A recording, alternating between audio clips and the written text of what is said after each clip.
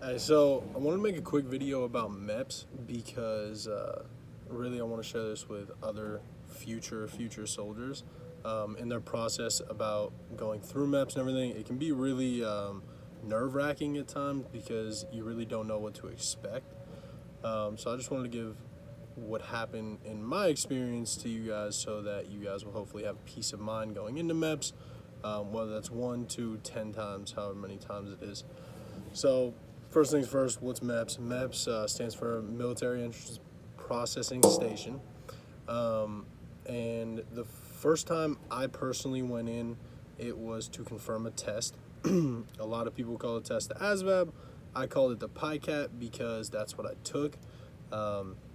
For those of you who would rather take the test at home and then go into MEPS to confirm it, to confirm your score, you can talk to your recruiter about something called the PICAT. Basically, it's just an at-home ASVAB, and then you do have to go into MEPS to confirm your score once you get it. Big thing on that, don't cheat, because if you cheat and you go in to confirm your score and you don't confirm the correct score, it rolls into a full ASVAB, and that's not fun. So I went to confirm my PICAT at first, and the process was just, I pulled up, had my mask on, went to the front, and sat there for a little while. Something that you'll come to learn going to MEPS is that there is a lot of waiting.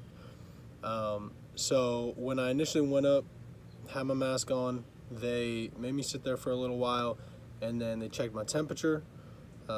Because everything going on with COVID, they want to make sure that nobody has COVID or a high temperature going into MEPS, because obviously they don't want to spread it. So at that point, I went in, sat for a little longer. There's a lot of waiting in MEPS, confirmed my PICAT score, and then I left. After that, I set up an actual date to go into MEPS for all the physical stuff, the tests, everything like that. And I can't remember exactly what date it was on, but I went in the beginning of the day, or I guess beginning of the afternoon. It's probably around 3 o'clock in the afternoon, and I went to a hotel and put me up in a nice hotel. Again, had my mask, didn't talk to anybody.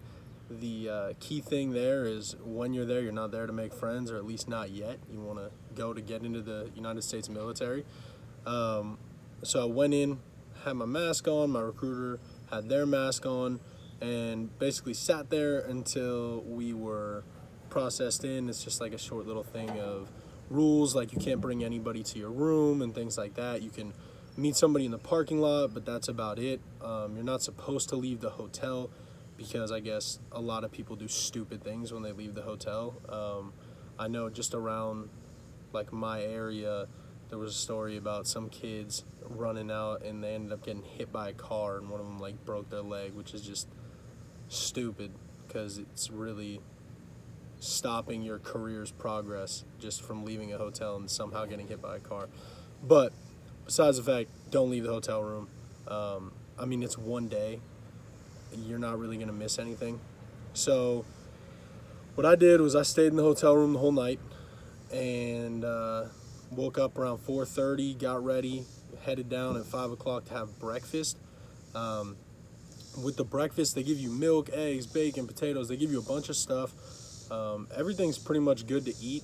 I stayed away from everything but the eggs, though, because I know that there were some recruiters talking about how the juice, if you drink the juice, you can show up like you have high blood sugars when you actually go into MEPS, and I didn't want that.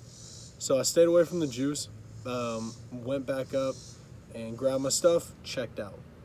When I finally checked out, I went back down. I got to actually drive myself to MEPS again. I know that some people take a shuttle.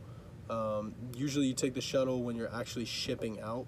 You go from the hotel to the station, and then at that point you go through everything and ship out. But I got to drive myself. And first things first, got in, went through security, had my mask, went through the temperature check, everything like that again, and then we sat there. It was a decent sized group of people. It was probably like 50-ish people, I'd say, and it was a big group. So it was kind of crowded. Everyone was just sitting there waiting, which is a lot of what MEPS is. The first people to go were the people actually leaving for basic training that day. They had priority with everything. So they ask you at the beginning when everyone's sitting there, hey, who's leaving? They raise their hand, and then boom, you go through everything. The people who are not there to leave that day do have to wait a little bit. And then once you wait, it's really, you go to get your urine test, you go to get your blood test, you go to get your hearing done, you go to get your color done, so like the color vision, make sure you're not colorblind. They check your sight, make sure you're not actually blind. And then you wait around a little bit longer, you get a physical done. You get two types of physicals done.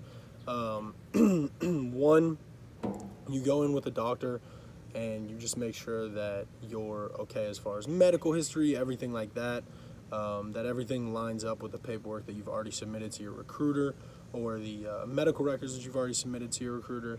And as long as everything lines up with that, you're fine. Then you go into a separate room.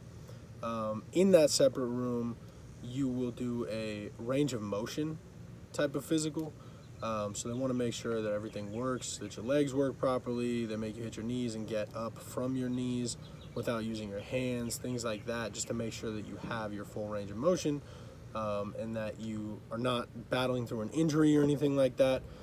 I would say that that's the most awkward part of MEPS, because you are in that room with a bunch of other dudes, and you are in your underwear. But I mean, if you've ever played sports or anything like that, you kind of understand it. It just is what it is.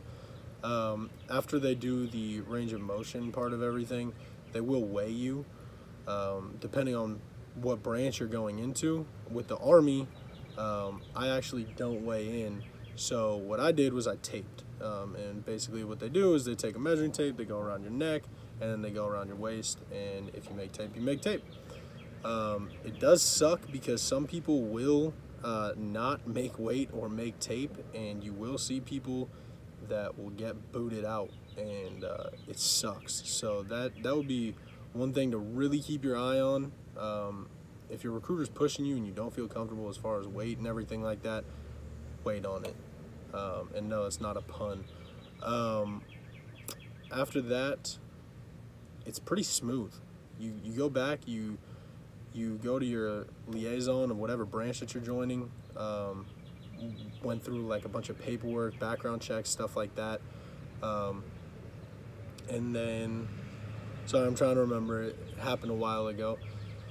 But after you go through all the paperwork, you will go sign some more paperwork, and then you'll see your actual contract.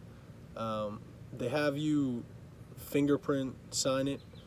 So you're digitally signing everything. You just, boom, put your thumb down or whatever, and then you're good to go. Before that, they do fingerprint you. And then at that point, you wait some more.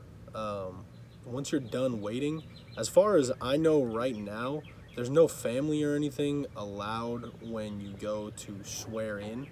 So it's really not that big of a deal. I guess like it might have been in the past for people where their family gets to see them swear in and you get pictures and everything like that.